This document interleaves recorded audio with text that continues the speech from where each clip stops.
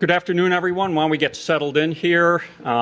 Pleased to see such a good turnout. I assume there's no other good programs going on right now, so appreciate you coming to listen to me. The session is called Seismic Design for Non-West Coast Engineers. This is part one, and there's going to be a part two that follows immediately afterwards. The PDH code for this session is at the top of the screen there, 93692, and then there's a second code for the second hour. My name is Mike Engelhard. I'm a faculty member at the University of Texas at Austin in our structural engineering group, and there about 25 years or so.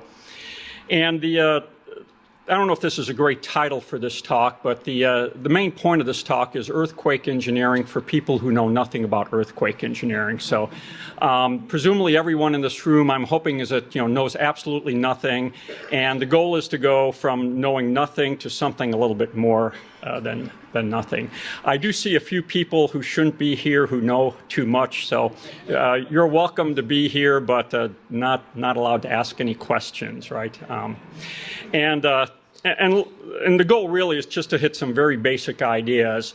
With the idea, if you can sort of get some basic concepts down, then you're in a position to do more reading and learn more. So this is really really get some basic concepts down, very fundamental concepts in earthquake engineering. And I'll view this as kind of the Bill Nye the Science Guy view of earthquake engineering. So it should be kind of simple and fun. But hopefully you'll learn a few things. And let me say, a lot of what you'll see this hour next, there's going to be a lot of sort of gross simplifications. So to actually apply this in practice, there's a lot of fine print and things. But if you get right into the fine print right away, you can get lost. So again, we're trying to hit some basic ideas here to hopefully, for those of you who don't have a great deal of comfort with earthquake engineering, to pick up, like I say, a few basic ideas. So again, the talk is divided into two parts for 2 different hours. The first part here, this first hour, what I want to talk about is listed here. A little bit on sort of basic, what causes earthquakes, where do they occur around the world, and what impact do they have on our society. Then we'll talk a little bit about earthquake forces on buildings. So, when the ground shakes under a building, how does that actually translate to forces that we want to design for? Then we'll talk a little bit about the overall philosophy and approach for earthquake-resistant design. When we follow our building code, what are we really trying to accomplish in our design? And then we'll talk a little bit about the role of ductility in earthquake-resistant design. Part 2, which will be the second hour, then we'll start to talk about steel. I was going to avoid it completely, but since this is AISC, I figure I should mention steel in there a little bit. So we're going to focus a little bit more on steel structures and look at sort of how we've done in past earthquakes. That's how we can always judge sort of are we doing things well or not, is how are we doing in real earthquakes. Then we'll look a little bit at ASC 7-10 and some of their earthquake design requirements. And then we'll shift to the AISC seismic provisions for structural steel buildings, AISC 341, and talk about some of the basic ideas of ductile detailing, again, just kind of a broad brush. And then finally, I'll leave you with a few references for further learning, kind of if you want to just learn a little bit more, what might be the next steps to look at. One of the problems if you're trying to learn earthquake engineering is, there's thousands of papers out there, and you just don't know where to start sometimes. So I'm going to give a few suggestions. If you don't know where to start, here's some nice places to start. But you got to come for the second hour to see that. Okay, so we're going to start out with part 1, and just want to talk a little bit about, where do earthquakes occur, why do they occur, and what do they do to our society. So these are some kind of classic pictures here. So this is from USGS. And what this shows is that the Earth's crust is broken into a number of major plates that are constantly moving relative to one another. So we're in North America here, on all of North America, or most of it is on the North American plate. We're kind of right in there. But the basic idea is that these plates are just constantly in motion on the Earth's crust. And where these plates meet, we have very frequent earthquakes, just because of natural geologic processes, and the Earth's crust is constantly in motion. And as far as the U.S. is concerned, you can see we have a plate boundary on the west coast And so those two big plates are constantly moving relative to another. And so that's one area where we have frequent strong earthquakes. We'll talk about in a minute. We have many earthquakes away from plate boundaries, but along the plate boundaries is where we have very frequent strong earthquakes. One thing I was kind of found interesting as a student is this idea of Pangea.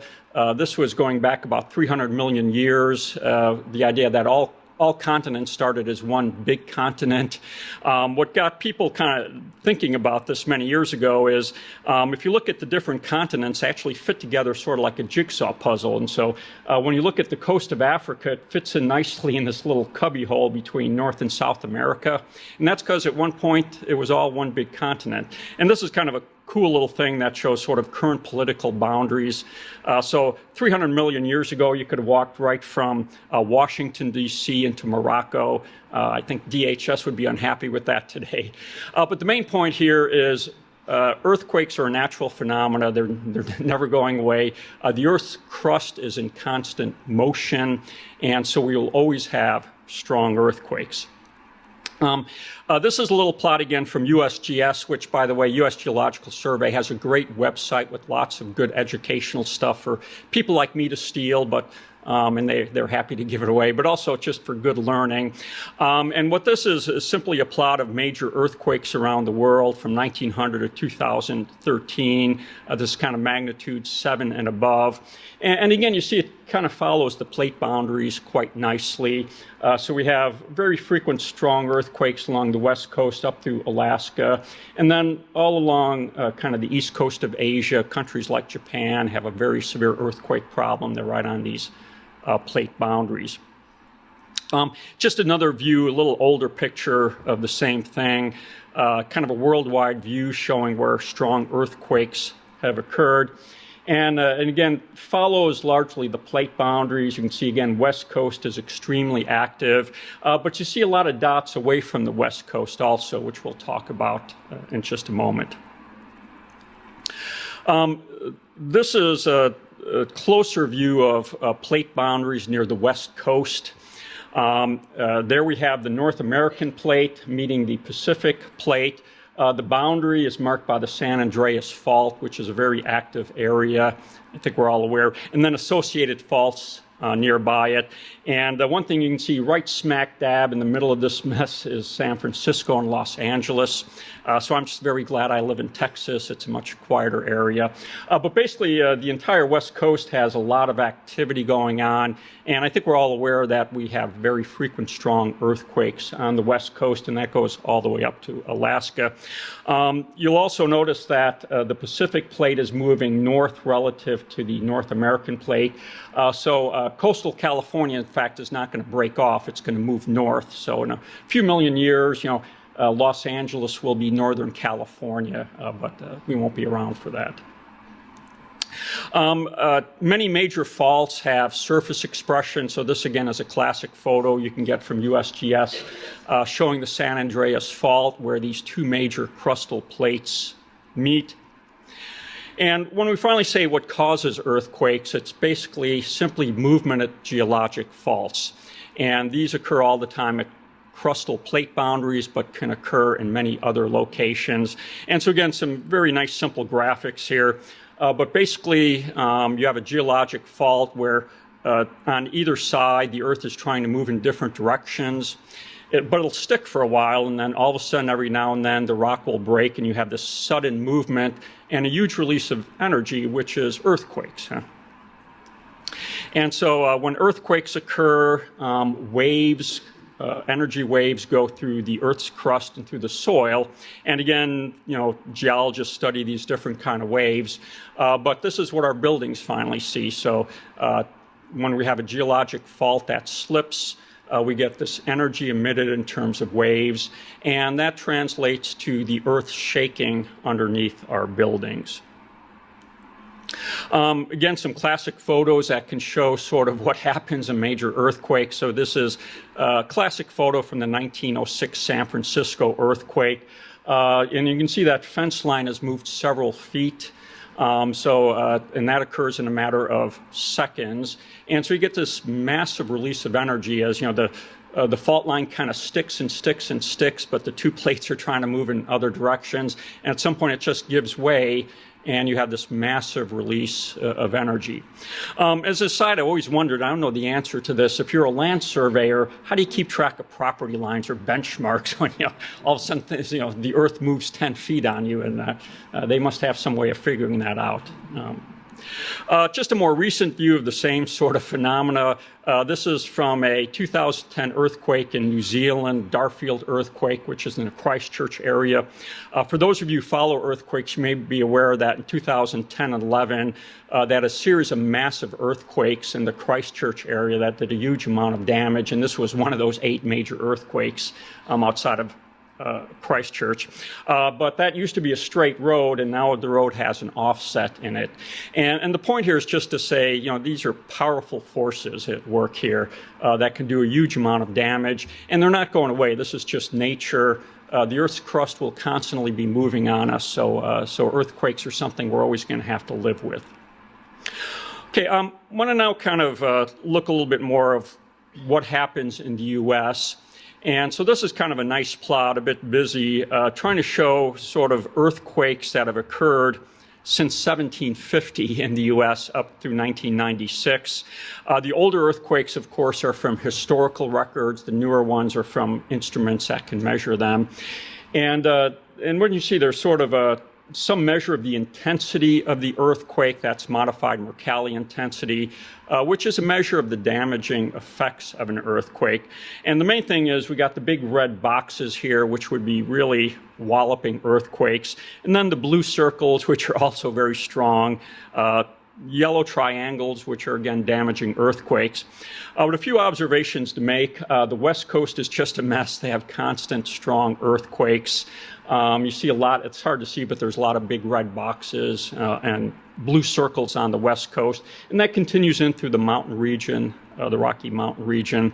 But also you have actually historically quite a bit of activity in the central U.S., right where I'm pointing, called the New Madrid Zone. So there's a couple of big red boxes in there. Also one at Charleston, South Carolina, and also pretty good seismicity in the northeastern U.S.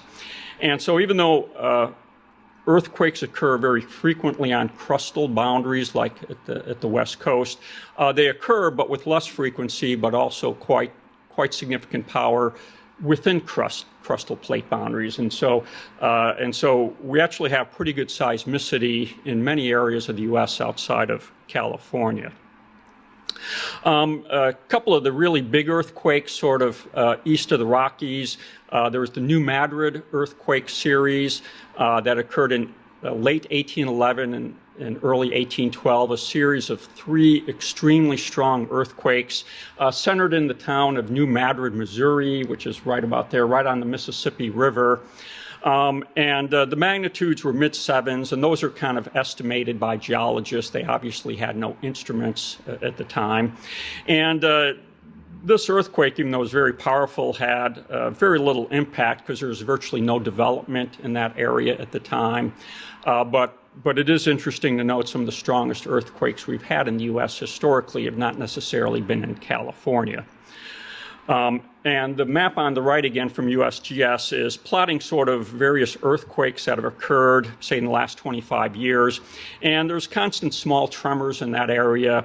And geologists who study these things think that area is has the potential for another very large earthquake. This shows one of the 1811 earthquakes that occurred in New Madrid. And again, from sort of just historical accounts, this shows sort of earthquake intensity, sort of damaging effects.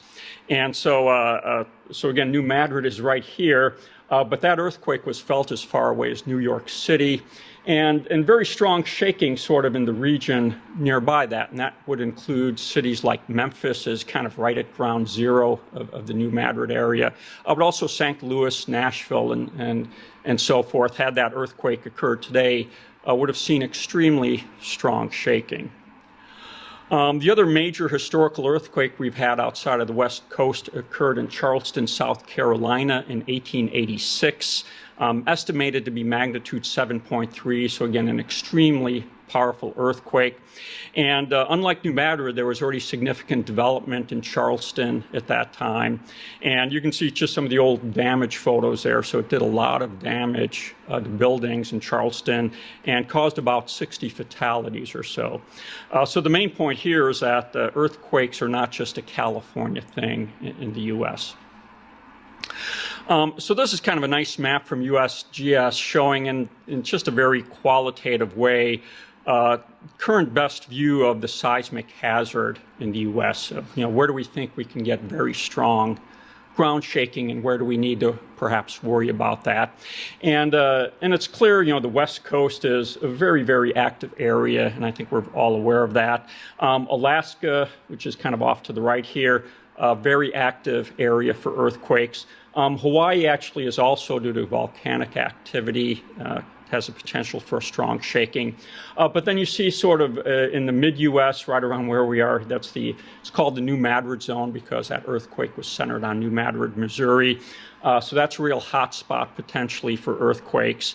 Again, Charleston, South Carolina is viewed as an area that can still produce very large earthquakes. And then also the northeastern U.S. is considered to be an area where we could at least have moderately strong earthquakes.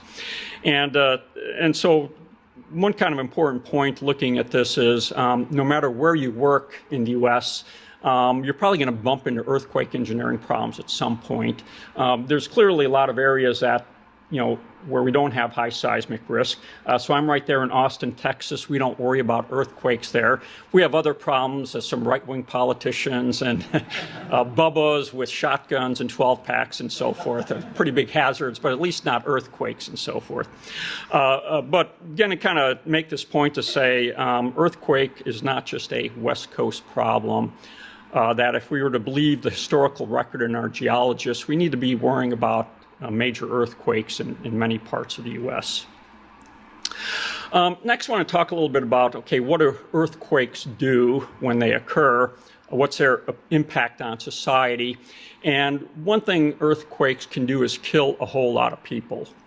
And so this, again, from USGS is their list of some of the world's deadliest earthquakes. And these are not necessarily the biggest earthquakes. Sometimes big earthquakes occur where there's no people. So this is where you're unlucky enough to have a big earthquake occur in a population center. I should also note when you kind of read the accounts, especially in developing countries, the fatality counts are highly uncertain. So there's a lot of variability.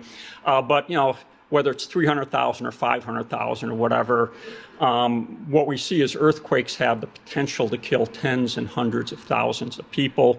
By official counts, the deadliest earthquake was the 2010 Haiti earthquake, which I think we all still remember. 1976 Tangshan, China, about 250,000 fatalities. The unofficial loss was more like 750,000. Sumatra 2004, that was the Indonesian tsunami that I think we all also remember, over 200,000 people killed in that. And the list goes on with earthquakes that kill tens or hundreds of thousands of people. And unfortunately, I think we'll see this list grow in the future because, as I mentioned, earthquakes are not going away. They're just part of nature. But as the world's population increases, we have bigger cities, more urbanization, we're more likely to have big earthquakes occur underneath big cities. And so the sad truth is we'll continue to see, and probably at an escalating rate, large fatalities. The other thing, when you look at kind of this list of large loss earthquakes, it's clear it hits the undeveloped world, poor countries, in a much larger way than it does industrialized developed countries. When I teach earthquake engineering at the university, and we talk about what kills people in earthquakes, and we'll talk about that a little bit. We can argue steel, concrete, masonry. But today, and say for many years, the major cause of fatalities are poverty, ignorance, and corruption. In Haiti, we know how to design buildings that won't fall down. We just don't do it. And so in terms of massive loss of life, that's something we worry about in developing countries, because poverty, just can't afford to do things. A lot of ignorance, just don't understand the depth of the problem. And many poor countries are racked by corruption where it's hard to impose and enforce building standards. And so the sad truth is these are not technical challenges, they're political challenges and social challenges to make a difference. This is sort of the same list of major fatalities, earthquakes with major fatalities, but this is just in chronological order, so we're starting with the most recent first. And we've added 2011, Japan. You may recall they had a major earthquake, big nuclear disaster, major tsunami with 21,000 fatalities. That sort of thing that we should take to heart in the U.S. because Japan is a lot like the U.S. Highly industrialized country, a high level of earthquake engineering expertise, very strict, well-enforced building codes. I mean, they take safety extremely seriously in Japan, but yet they get nailed. They had 6,000 die in Kobe in 1995, and it's just they're unlucky enough to see very strong earthquakes more frequently than we do. But if a country like Japan can have a large loss event, we can too. And it's a matter of keeping our eye on the ball and just not forgetting, saying, hey, there's no problem here. It's something we have to be vigilant about. This is a list of fatalities in major U.S. earthquakes. In order of fatalities. And you can see in the U.S. we have not lost many people due to major earthquakes. The biggest loss would have been the 1906 San Francisco earthquake, where there were about 3,000 fatalities.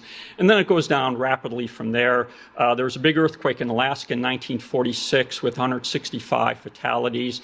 The majority of those were actually occurred in Hawaii from a major tsunami that was triggered in Alaska and made its way to Hawaii. There's a 1964 Anchorage, Alaska earthquake, which was an extremely powerful earthquake. Long Beach in 1933, 115, and again, the list goes on. And even Charleston makes this kind of top 10 list. But the point here is we've been fortunate in the U.S. We have not had large loss of life in earthquakes. And part of it is we're a highly industrialized country. We have good quality construction. We take safety seriously and we enforce building codes. But it's still something, the potential is there. So we always have to keep our eye on those things. So I did want to talk a little bit about sort of what kills people in earthquakes besides the poverty in that business. And this was an interesting study published by two guys, Coburn and Spence, in 2002, where they did a fairly detailed study of earthquakes occurring between 1900 and 1949 and 1950 and 1999. The first set about 800,000 fatalities, the second set about 700,000 fatalities, to kind of just try to isolate how people died. You'll see in both pie charts collapse of masonry buildings is the #1 killer. And this is not well-reinforced, modern engineered masonry. This is third world hobbled together adobe type stuff or bricks that fall apart very easily. And then we have, collapse of some reinforced concrete, timber. And then there's other causes. But you put it all together, say something like 3/4 of all fatalities in earthquakes occurred at a building collapse. So the thing that kills most people in earthquakes is the building they're in collapses on them. And that's why structural engineers play such an important role in earthquake safety. The others are, there's a variety of causes. Tsunamis have taken a lot of lives in the last 15 years. They've seemed to be on the, seem to have a high point there. But there's things like landslides, fire following earthquakes. But again, by and large, people die in earthquakes because they're in crappy buildings that collapse on them. Again, want to look now at major U.S. earthquakes, and these are in the last 50 years in chronological order. And so we've got 1964 Anchorage, 1971 San Fernando earthquake in the Los Angeles area, 1989 Loma Prieta in the Bay Area, and 1994 Northridge, California was probably our last really damaging earthquake in an urban area. When you look at this, we seem to get nailed about every 10 to 15 years by a big earthquake occurring underneath a big city. It's been 20 years since Northridge, so I'm going to stay out of California for a while. I think we're due for one if you just kind of look at the record. But I did want to just kind of look at our last major earthquake, which was Northridge. Occurred January 17th, 1994, early in the morning. Magnitude 6.8, which is a pretty strong earthquake when it occurs right underneath a built-up area.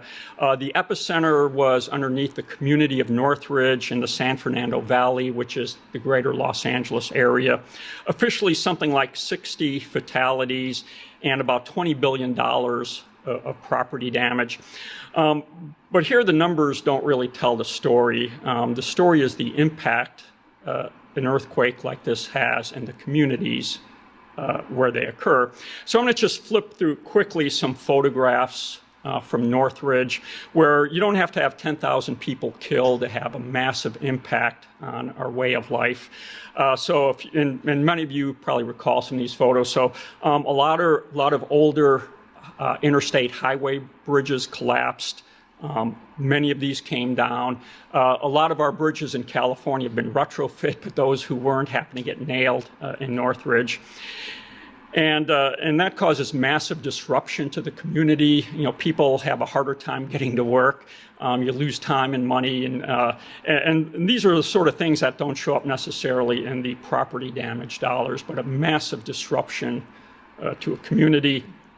A lot of damage to older structures, and that's still one of our biggest threats in the U.S. are older structures that are not up to today's standards. So a lot of problems still with unreinforced old masonry structures. Bricks simply fall off.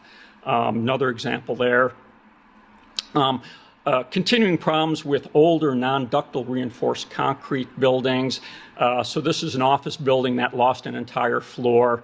No fatalities because the earthquake was early in the morning. But again, these things are still all over the place in California waiting for their earthquake. A lot of problems with what I'll call kind of lower end construction, strip malls and things where we don't put our best engineering into them. A lot of damage to residential construction, and again, these don't show up in the statistics, but you know, thousands of lives disrupted. This is somebody who woke up to find their chimney in their kitchen, and again, huge amount of damage. A lot of damage to apartment buildings, timber, residential type construction. Tremendous amount of damage to what are called tuck under parking buildings. So these again are somewhat less than ideal apartment buildings from a structural point of view that have parking on the first level, soft stories that collapse quite easily. This is an apartment building that lost its first story, Northridge Meadows apartment complex. This is where many of the fatalities occurred in that earthquake. In addition to structural damage, massive non-structural damage. So this is a church. The structure did fine, but you can just see huge amounts of non-structural damage.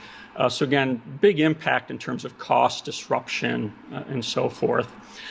This is a school. California takes schools very, very seriously. They have special rules for school.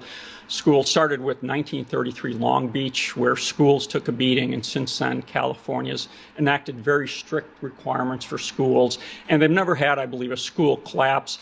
But again, non-structural damage. And this is where sort of the next front is of, you know, let's not only just protect buildings, but let's worry about non-structural damage. Very costly, can hurt people.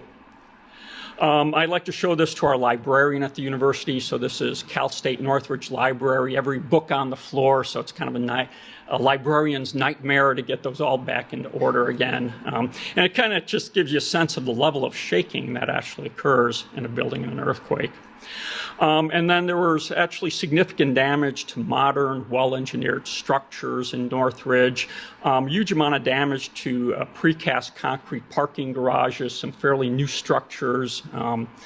This is at a shopping mall, another one at a mall.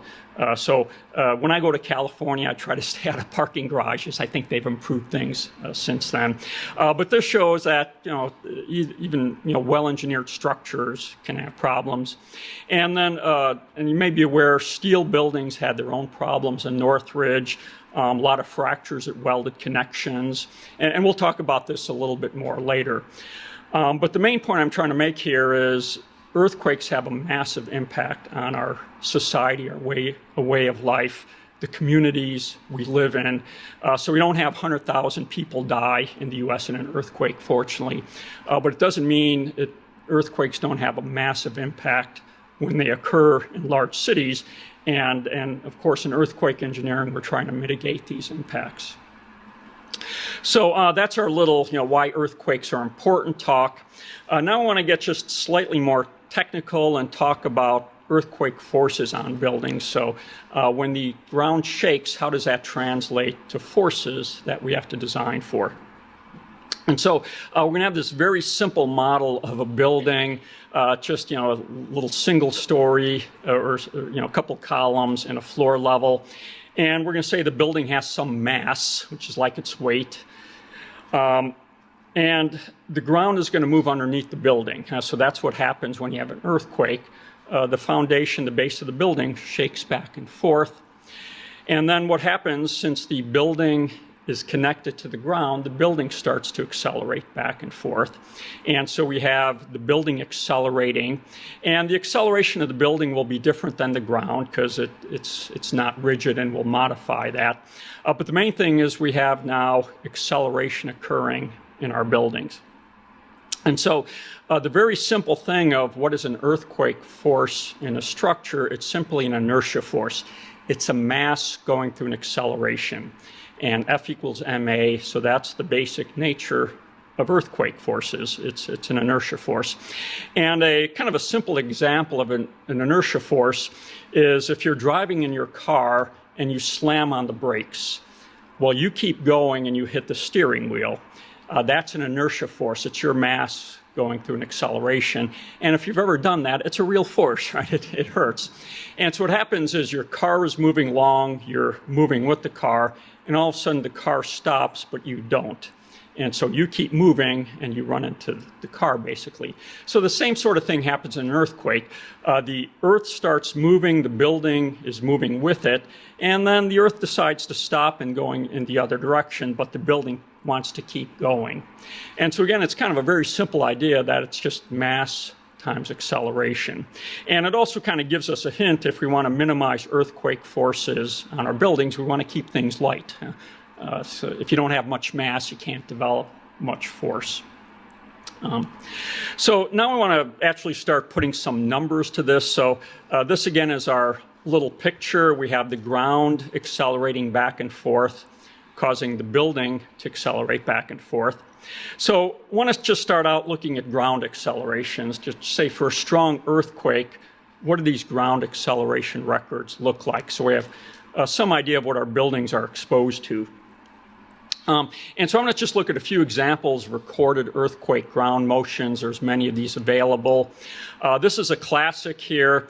This is the 1940 El Centro, California earthquake, one of the horizontal components. This is one that's been used by many researchers to do earthquake analysis. And so a few things on how to read this. So the vertical axis is ground acceleration in G's of gravity, and then the horizontal axis is time. And just a few things to pick out. First of all, I think as we're all aware, earthquakes are cyclic motion, so the earth jerks back and forth. And you'd say, how much time does it take to go through one cycle?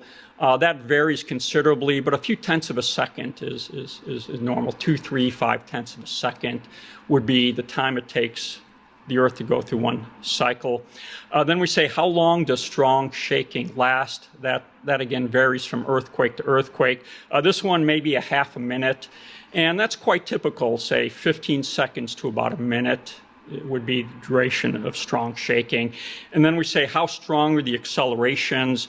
We can see in this particular earthquake was about 0.3 G, about 30% of gravity, which is a good acceleration. Just a few more. So this is one from Northridge in 1994, a record taken at the Olive View Hospital. Northridge was a very short earthquake, strong shaking for maybe 15 seconds. So it doesn't take long to wipe out a lot of buildings. 15 seconds can do it. And you can see peak accelerations at this site were maybe somewhere around 80% of gravity. Another example, a classic 1985 Mexico City. This earthquake collapsed many buildings and killed thousands. Fairly long earthquake, probably more than 60 seconds of strong shaking. The accelerations were not that large, maybe 15% of G, but this happened to occur in an area of very soft soil that modified the frequency content of this earthquake and happened to bring it into resonance with many buildings, causing a lot of damage.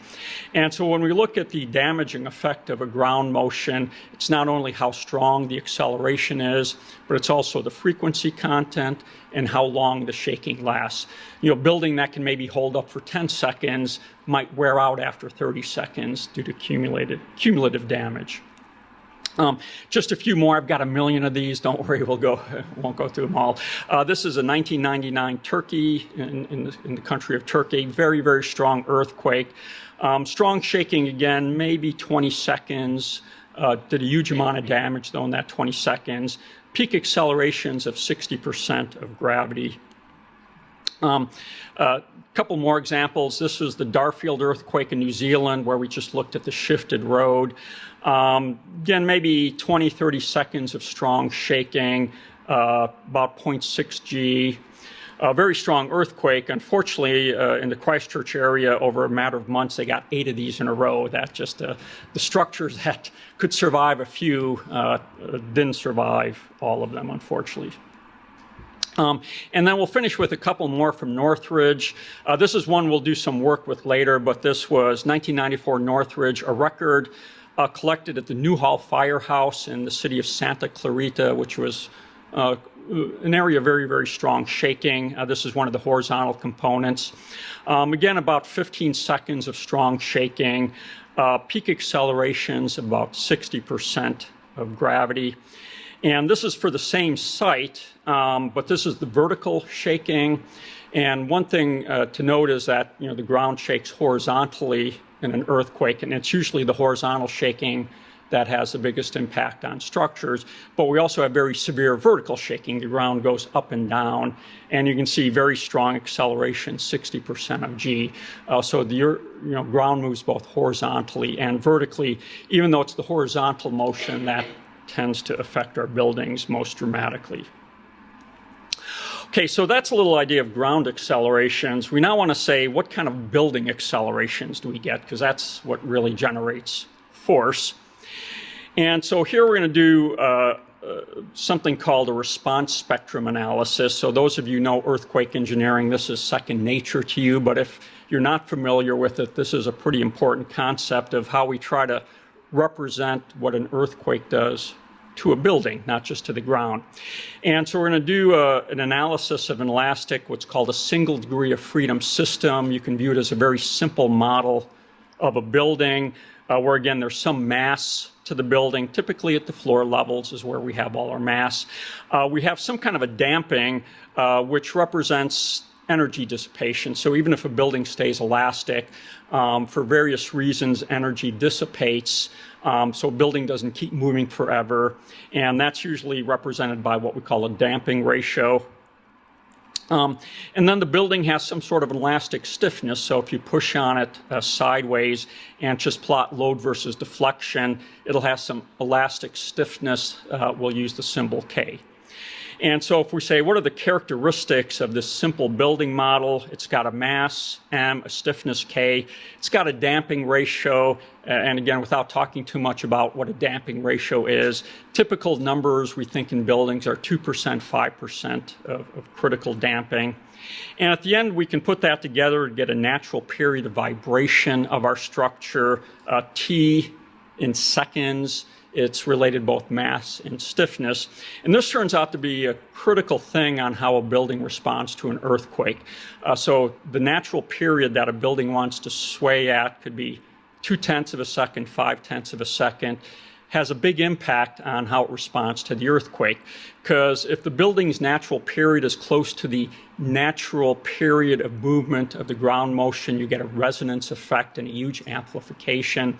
Whereas if your building period is well removed from the period of movement of the ground, then you don't have so much response. So this natural period of vibration plays a huge role. And so what we're going to do is we're going to create what's called a response spectrum. And I'll kind of go through the steps, but then we'll illustrate it. So we're going to pick a building system, a single degree of freedom system with a particular period, 0.25 seconds, whatever it may be, in a damping ratio. Then we'll choose a ground acceleration record, and we'll choose the Newhall Firehouse record in this example. And then we do a dynamic analysis to say what is the acceleration time history of our mass, our single degree of freedom system. And for that earthquake record and that particular building, we'll pick out the peak acceleration of our structure. And we're going to call that the spectral acceleration, simply the maximum acceleration of our structure. We'll repeat that for many different periods of vibration and then put that all together in what's called an acceleration response spectrum.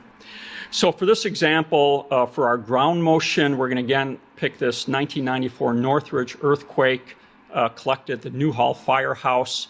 This is a horizontal east-west component. And again, we're looking at a ground acceleration record here. And the peak ground acceleration in this record was 59% of gravity.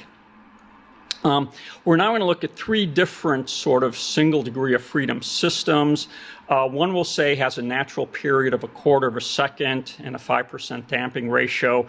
Then we'll have one that has a natural period of about 1/2 a second. And then we'll pick one that has a period of about 1 second.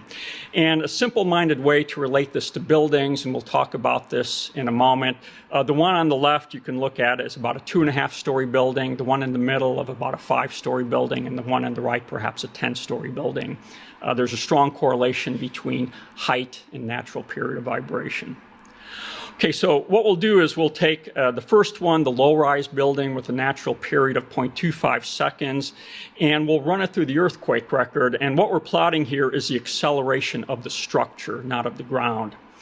And in this particular record, this building would accelerate at about 2.2 G. So much greater than the ground acceleration. So the natural period of the building is close to resonance with the ground motion, so we get a massive amplification of the ground motion. Do the same thing for the single degree of freedom system with a 1/2 second natural period. So again, we're plotting now the acceleration of the structure. And this one has a peak acceleration of 1.25 G, so still amplifying the ground motion, but not as much as the other structure. And the peak acceleration, we use the term spectral acceleration. And the last one is our 1 second structure, again plotting structure acceleration. And this particular structure sees a peak acceleration in this record of 0.7 G. So it's close to the ground motion acceleration.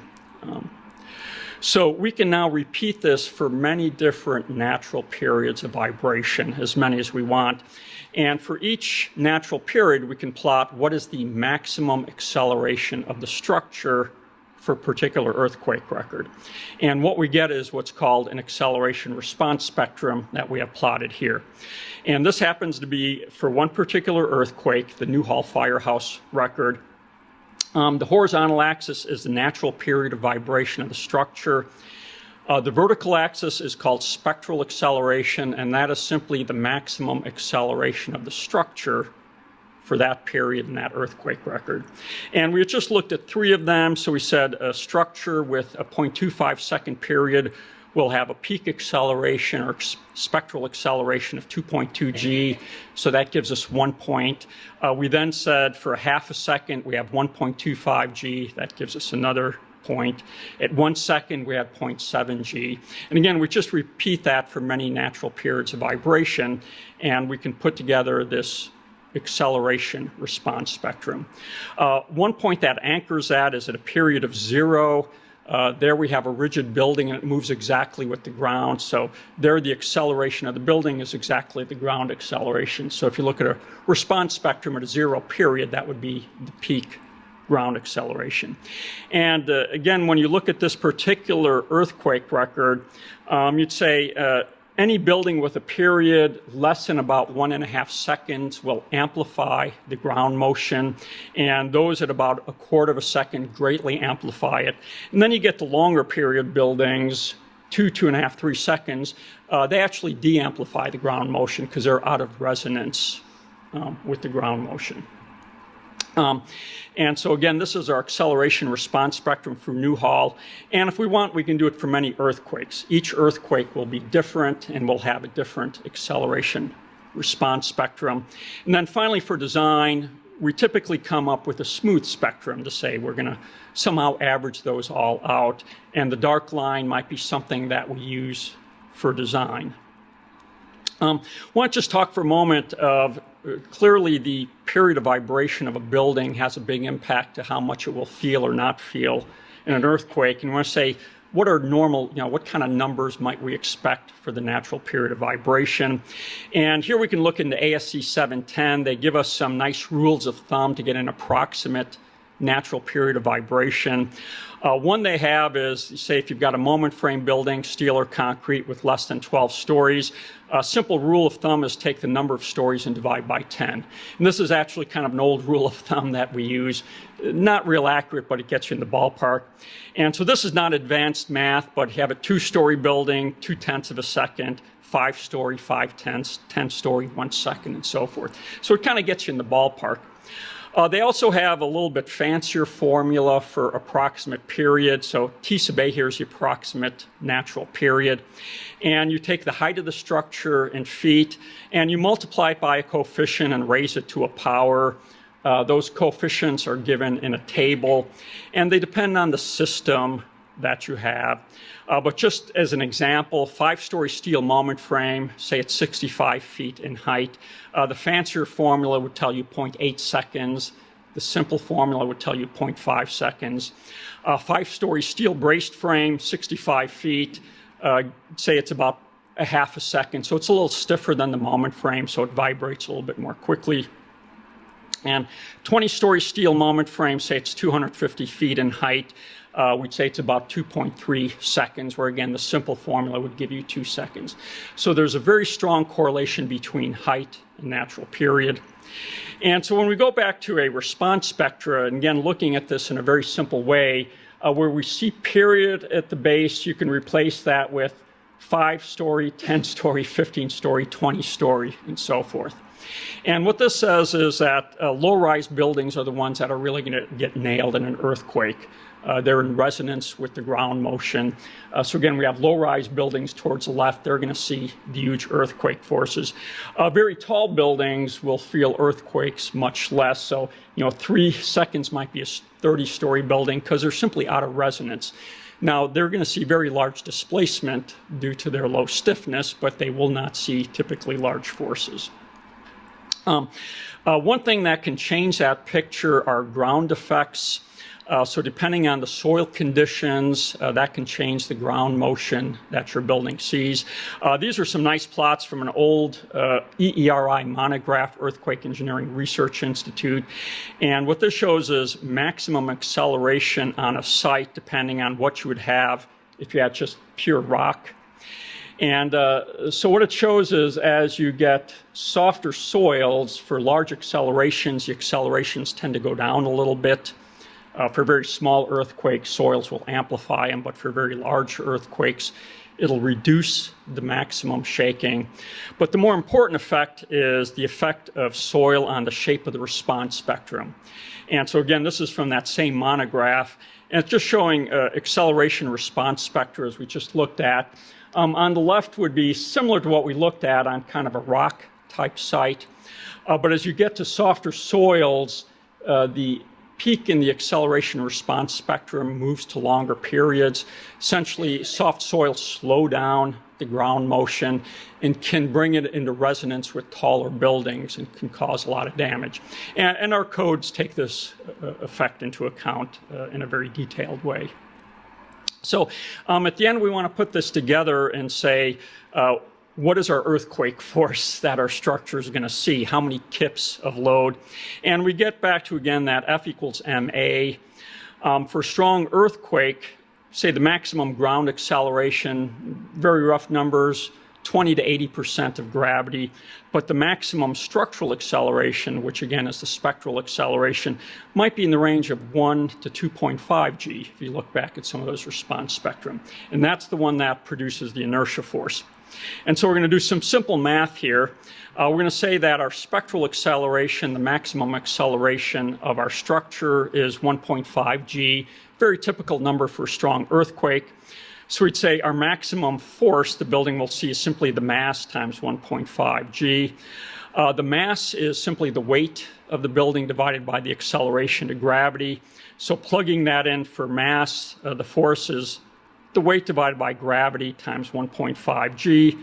The g's cancel out, and we'd simply say, for this earthquake, if the structure stays elastic, it'll see an inertia force, a real force that's equal to 150% times the weight of the building.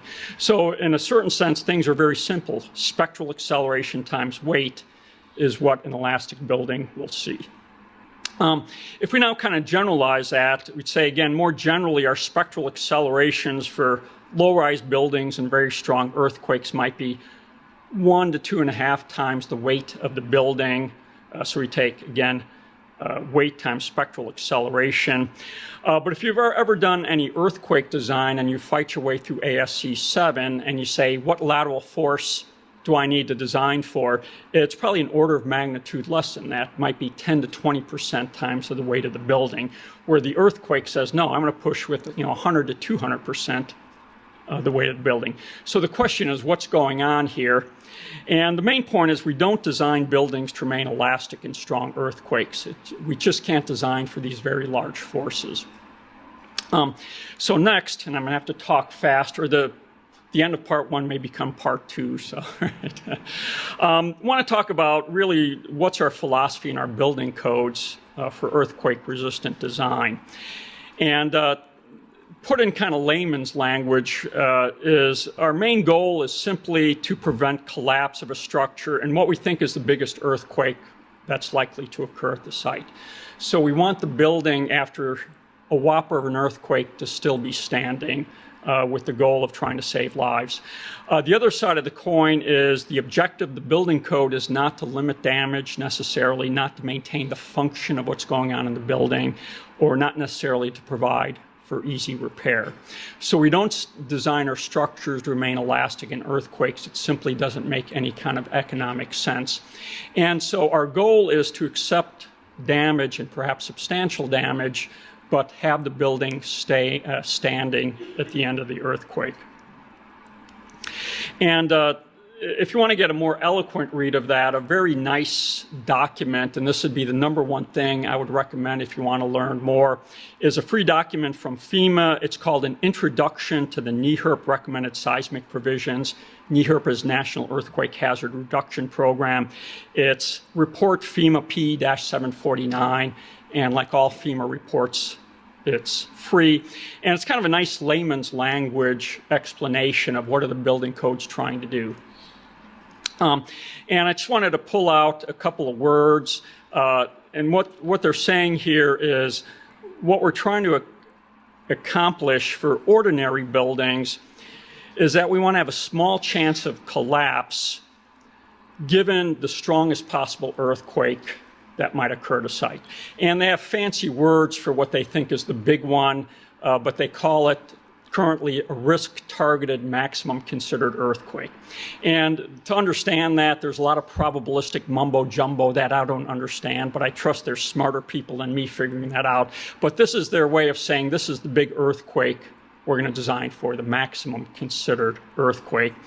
And at the end they say that, it doesn't mean nobody will die. Last line says, though, but we're hoping to avoid losses in the tens of thousands like we see in countries like Haiti, Turkey, and other countries. So the goal is we may not save every life, but we're hoping to save most lives and avoid a really large loss of life event. Again, the document I just mentioned on the right, to go along with that is the one on the left. The one on the right is FEMA P-750, which is actually the precursor to ASCE 7. So it kind of gives the the requirements that are then filtered and adopted in ASC 7. And again, both are great documents, and they can give you a lot of basic insight, and both are free. So again, back to this idea that our goal is to prevent collapse, but allow damage. We're going to not force our buildings to remain elastic. And so I want to finally finish up here and talking about how we do that, and that's by using ductility. So our main goal and what we do in our building standards is we try to survive strong earthquakes, not by making our buildings strong, by making them ductile. And I'm going to review quickly what is ductility. So here we have a little building with lateral load and lateral deformation. And ductility is basically inelastic deformation capacity. It's the ability to, after the building has reached its full strength, to hold that through very large deformations before the building finally gives way and collapses. So really, the cornerstone of earthquake-resistant design is not trying to make very strong buildings, but trying to make very ductile buildings. And why ductility works, I'm going to try to show quickly here since we're running out of time.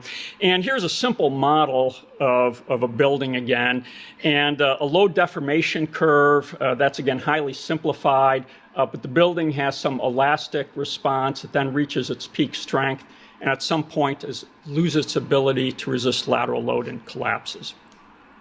And so we now want to say, how does that help in an earthquake? So we're going to look at the response of a little building to a strong earthquake, and we're going to say, let's look at just one pulse that might last 0.2 of a second. And one thing we can do is we can take our building and design it to remain elastic. So the earthquakes will simply push, and then it'll go in the other direction, but will be totally elastic. And I'm going to make up a number to say that imposed 100 kips on our building. So that would be basically our spectral acceleration times the weight of the building, and we reach some maximum deformation.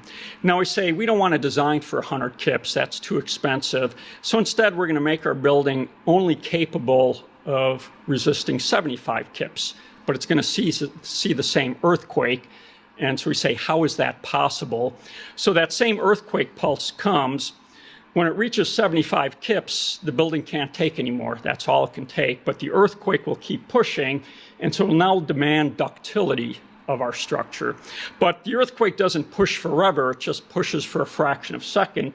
So it'll only require a limited amount of ductility, and then the load will go in the other direction. And we can say, let's make our building even weaker. Just make it good for 50 kips. And again, same earthquake occurs. When it pushes with 50 kips, the building can't take anymore, but the earthquake keeps pushing for a few tenths of a second. And so again, it just demands ductility. And again, we can do it at any strength level we want, say 25 kips. And so the basic kind of thing we're trying to look at here is if we can provide ductility, we don't need as much strength. And one thing I've shown here, which is again approximately true to the first order, is that no matter how strong our building is, for the same earthquake, it'll be pushed to about the same deformation. And as designers, we can choose to make our building strong and provide little ductility, or weak and provide a lot of ductility. And so a few observations from this plot. We can trade strength for ductility in seismic design, and we do that in the building codes. And generally, we opt for ductility because, in general, ductility is less costly than strength. Want to remember, ductility means damage. So as soon as we start using ductility, we're making a deal with the devil that our building will be damaged in a strong earthquake. And the last point I want to make here, and we are getting near the end of this, and this is a subtle but critical point to understand, is that in a strong earthquake, the maximum load our building will see has nothing to do with the strength of the earthquake. It's simply defined by the strength of the building. So if we design our building in this earthquake for 25 kips lateral capacity, that's all it'll see in the earthquake. A strong or weaker earthquake will move you further or less along that plateau. It'll demand more or less ductility. But there's a very simple idea, and it's a powerful one, that we know what load a building will see in an earthquake. It's defined by its own lateral strength. So again, goal here is ductility. And in the second session, we'll talk a little bit more how we get that in a steel structure, but we do it by yielding. So this essentially is the end of part 1. Part 2, if you're interested, will start at 4:15. But we'll wrap up part 1 here. And again, the PDH code is given here as 93692. I apologize, I didn't leave any time for questions. That was intentional and it seemed to work well. But if you have any questions, I'll be glad to talk to you one-on-one. Just come on out, but I think people want to move on. So we'll close this session and hopefully see a few of you in 15 minutes again. Thank you very much. So.